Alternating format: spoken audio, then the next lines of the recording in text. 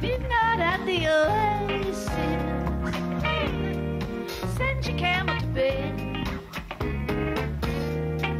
shadows painting our faces, traces of romance in our hair, heaven's holding a half-moon, shining just for us. Hi, I'm Maria Muldaur, and I'm going to be talking to you about developing your vocal style. I assume you bought this tape because you are a beginning singer or an aspiring singer. And I've been singing since I was a little girl, but I've been singing professionally almost 30 years. And I just like to share with you some of the things that it's taken me almost 30 years to learn about singing and developing my voice. Just picking a few songs that you really like and singing along with, maybe it's Aretha Franklin. Just sing along, and this is after you've done your vocal warm-up so that you don't hurt anything. And just sing along with your favorite vocalist, and if they get to a passage where they're doing something with their voice that's way beyond what you feel is in your power to do, way beyond the power you have, the agility you have right now, stop the record and just practice those riffs over and over again. And don't miss John Burr. So, maestro, what key is this in? The key of C. Everybody's favorite key. So, will the circle be unbroken by and by, Lord, by and by? I'm just going to make some stuff up as I go along. We'll see what happens. Will the circle be unbroken by and by, Lord, by and by? There's a better home awaiting. So I thought it would be a good idea if now we would have John play the first few lines of Will the Circle Be Unbroken 3 times over, and then you can try it 3 different ways in 3 different moods. Okay, starting out very simply, you're going to just start singing it very simply and straight ahead, just to state the theme of the song and just to get warmed up.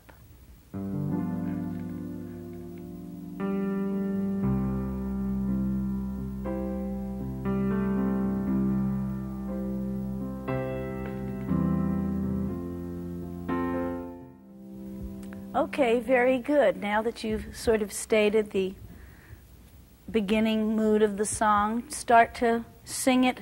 Maybe keep your voice fairly light, but just start to embellish it. Add your own particular grace notes, and don't be afraid if it doesn't come out perfectly. Just experiment and see what happens. Okay, ready?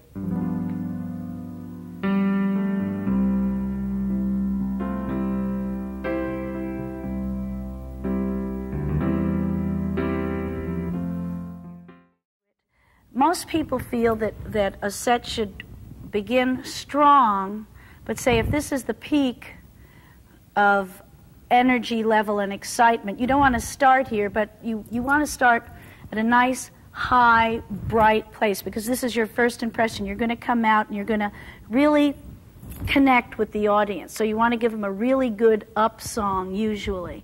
And then I was very fortunate to take one lesson with one of the foremost opera coaches in the country, Arthur Leaf, and he knew he only had 1 hour to teach me something, and I asked him the question about breathing, and he said, forget everything you ever heard about breathing. He said, when you talk to somebody and you have a conversation with them, you don't think, well, now I'm going to say a really long sentence. Let me take an extra deep breath now so I'll have enough air for later. He said, do you ever think about when you breathe, when you sing? I said, I mean, when you talk? I said, well, no, I don't. He said, well, when you're singing, no matter how difficult or fancy the passage seems to be, you're really just still having a conversation with the audience. So think of it that way.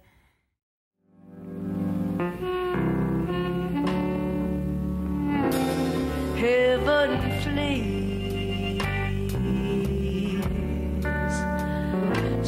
and to all mankind, understanding and peace of mind.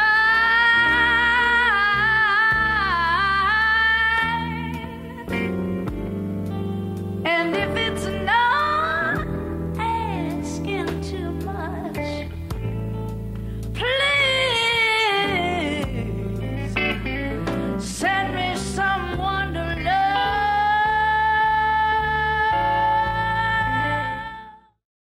Well, I think on that song you can pretty much get an idea of the gamut of emotions and tones and things that you can do just within one song. You know, start very simply, as I've said before, and just state the song, state the main theme of the song, the main emotion of the song, and just slowly build. Just take your time. I'm going to just stress that over and over again.